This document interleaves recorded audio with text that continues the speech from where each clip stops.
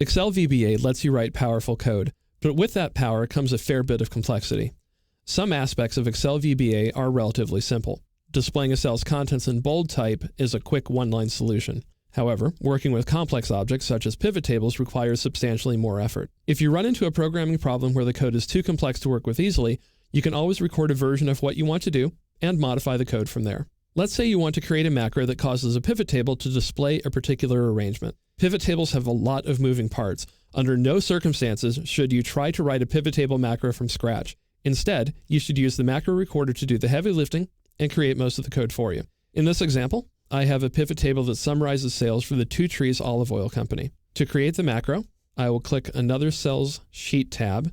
That way I can activate the pivot summary sheet as part of the recorded macro, and then go up to View, Macros, record the macro, and I will call it Recall Pivot.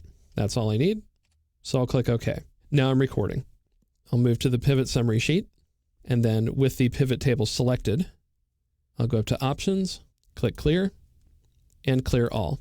When I do, Excel removes all the data from the pivot table, but it doesn't actually remove the pivot table itself. So to bring it back, I will click on the pivot table on the left side there, and then I can create the layout that I want. I'll just do year, month, infusion, which is the flavor or product of the olive oil, and then total in the data area. That's the layout I was looking for and that I want to recall later.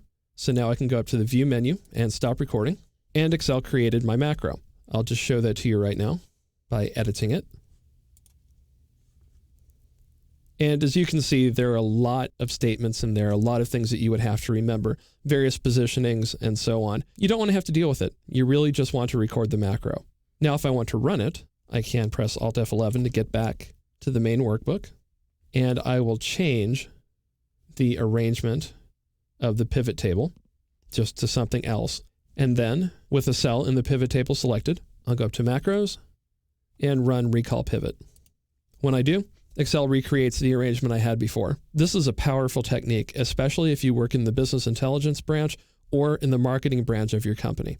Recording procedure steps will save you a lot of programming time, especially if you work with complex objects such as pivot tables.